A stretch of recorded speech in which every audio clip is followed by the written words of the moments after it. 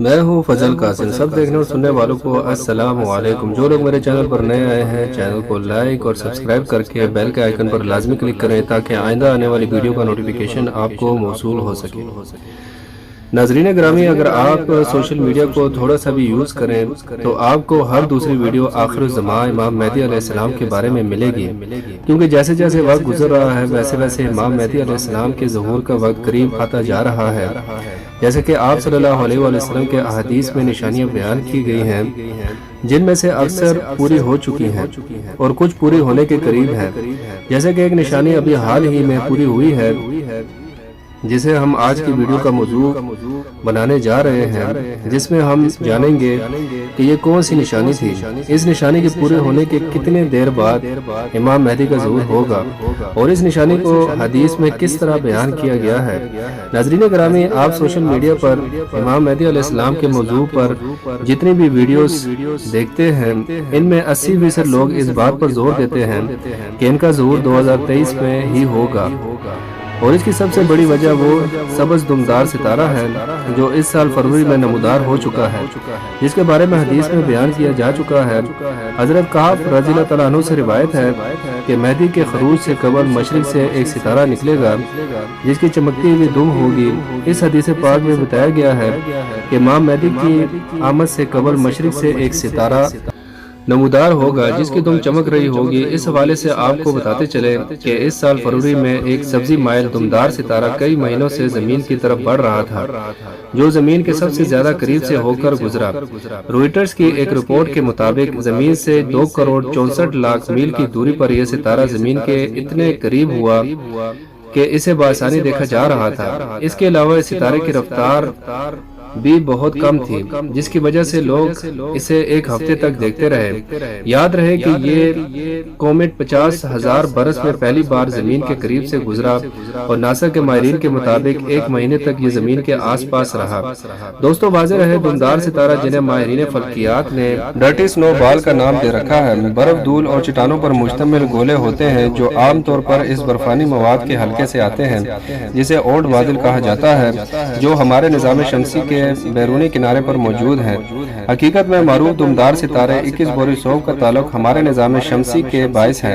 دمدار ستارے چٹان، برف اور دھول کے ٹھوس اندرونی حصے پر مشتمل ہوتے ہیں اور زیادہ برف اور دھول کی پتلی اور گیس فضا سے ڈھکے ہوئے ہوتے ہیں جسے کوما کہتے ہیں۔ دمدار ستارے سورج کے قریب پہنچتے ہی پگھل جاتے ہیں۔ شمسی تابکاری اور پلازمے کی وجہ سے ان کی سطح سے اڑنے والی گیس اور دھول ایک دھار بناتی ہیں اور وہ دھندلی اور باہر کی طرف سے دم کی شکل اختیار کر لیتی ہیں۔ دمدار ستارے نظام شمسی کے اندر کی جانب گھومتے ہیں کیونکہ کشش ثقل کی مختلف قوتیں انہیں اورل بادل سے دور کر دیتی ہیں۔ جب وہ سورج سے خارج ہونے والی حرارت کی زیادہ قریب پہنچتے ہیں تو زیادہ واضح دکھائی دینے لگتے ہیں۔ دنیا بھر کی رصد گاہوں کے ذریعے ہر سال 1 درجن سے بھی کم دمدار ستارے دریافت ہوتے ہیں۔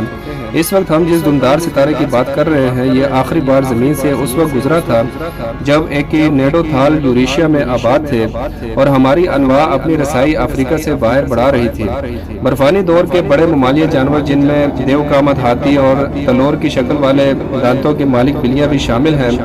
زمین پر گھومتی تھی اور شمالی افریقہ ایک نم زرخیز اور بارانی مقام تھا۔ کیلیفورنیا انسٹی ٹیوٹ آف ٹیکنالوجی میں فزکس کے پروفیسر کے مطابق دمدار ستارہ ابتدائی شمسی نظام کے بارے میں سراغ فراہم کر سکتا ہے کیونکہ یہ نظام شمسی کے ابتدائی مرحلے کے دوران تشکیل پایا تھا۔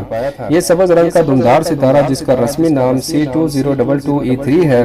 2 مارچ 2022 کو ماہرین فلکیات نے اسے سان ڈیاگو کی پالومور آبزرویٹری میں زو کی ٹرانزٹ فیسلٹی کی دوربین کا استعمال کرتے ہوئے دریافت کیا، جس کا سبزی میل زمرد جیسا رنگ دمدار ستارے کی کیمیائی ساخت کے بارے میں بتاتا ہے۔ یہ رنگ دمدار ستارے کے مرکز میں واقع چمکدار دودھیا بادل میں موجود کاربن پر مبنی مالیکیولز کے درمیان تصادم کا نتیجہ ہے۔ رات کے وقت جب آسمان صاف ہو، دوربین کا استعمال کرتے ہوئے دمدار ستارے کو شمالی آسمان پر دیکھا جا جا سکتا ہے، جبکہ دستی دوربین سے یہ سبز رنگ کی چھوٹی سی چمکتی چیز کی طرح نظر آئے گا۔ دوستو اب سوال یہ پیدا ہوتا ہے کہ کیا یہ وہی ستارہ ہے جس کا ذکر حدیث مبارکہ میں ہے یا پھر یہ ایک عام سا ستارہ ہے؟ اس حوالے سے امام جعفر صادق فرماتے ہیں کہ امام مہدی کے ظہور سے قبل جو ستارہ نمودار ہوگا وہ ماہ سفر میں ہوگا، لہٰذا دوستو اس سے واضح ہوتا ہے کہ یہ سبز ستارہ وہ نہیں ہے، کیونکہ جب یہ ستارہ نمودار ہوا تھا اس وقت رجب کا مہینہ چل رہا تھا، جس سے ثابت ہوتا ہے کہ یہ ستارہ بالکل بھی وہ نہیں ہے جس کا ذکر حدیث میں ہوا ہے۔ بہرحال یہ نشانی پوری ہوئی ہے یا نہیں، مگر بہت سی ایسی نشانیاں ہیں جو پوری ہو چکی ہیں، جیسا کہ امام مہدی کے ظہور کی نشانیوں میں سے ایک نشانی یہ بھی ہے کہ عنقریب آسمان سے خوفناک دھماکے کی آواز آئے گی، اور یہ آواز اس قدر ہولناک ہوگی کہ پوری انسانیت لرز کر رہ جائے گی۔ اور روایت میں ملتا ہے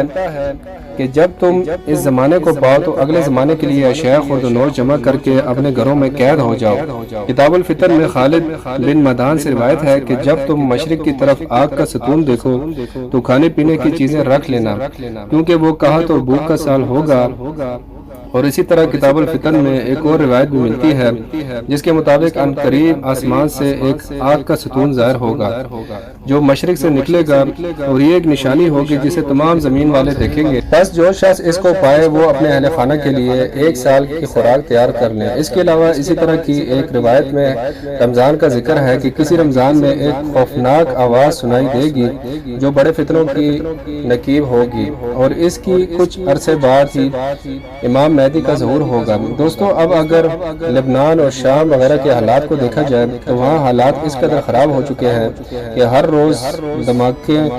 کی آواز سنائی دیتی ہے، اور پوری دنیا اس منظر کو اپنی آنکھوں سے دیکھتی ہے۔ لہٰذا علماء کے مطابق ان حالات کو دیکھتے ہوئے یہ کہنا بالکل بھی غلط نہیں ہوگا کہ امام مہدی کے ظہور کا وقت ہوا چاہتا ہے۔ اور اس کے علاوہ اگر احادیث پر غور کریں تو مشرق وسطیٰ کے زوال کا آغاز ملک شام سے شروع ہوا، لیکن شاید عرب حکمران یا تو یہود و نصارہ کی چال سمجھ نہ سکے یا بے رخی اختیار کی، لیکن وجہ جو بھی ہو سرکار صلی اللہ علیہ وآلہ وسلم کی بتائی ہوئی علامات کو تو ظاہر ہونا ہی تھا۔ حدیث پاک میں ارشاد ہے کہ رسول اللہ صلی اللہ علیہ وآلہ وسلم نے فرمایا کہ جب اہل شام تباہی و بربادی کے شکار ہو جائے تو پھر تم میں سے کوئی خیر باقی نہ رہے گی، لہٰذا اگر ملک شام ایسے ہی برباد ہوتا رہا تو پوری امت مسلمہ کی خیر نہیں۔ ویسے تو 90% ملک شام برباد ہو چکا ہے، لہٰذا ملک شام مکمل تباہی کے بعد اب نزع کی حالت میں ہے۔ اس حدیث مبارکہ کے حساب سے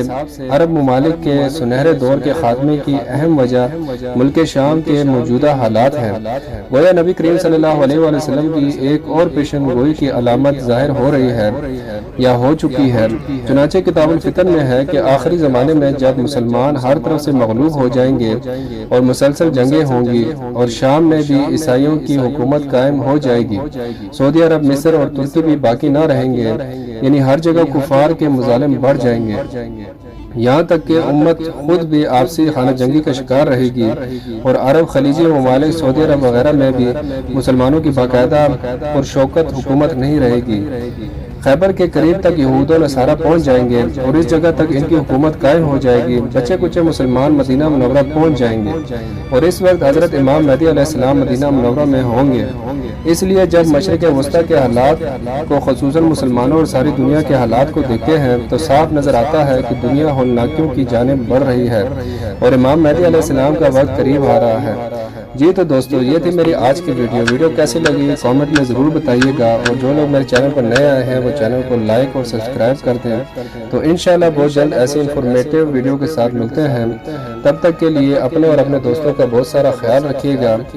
تو دوبارہ ملتے ہیں، خدا حافظ۔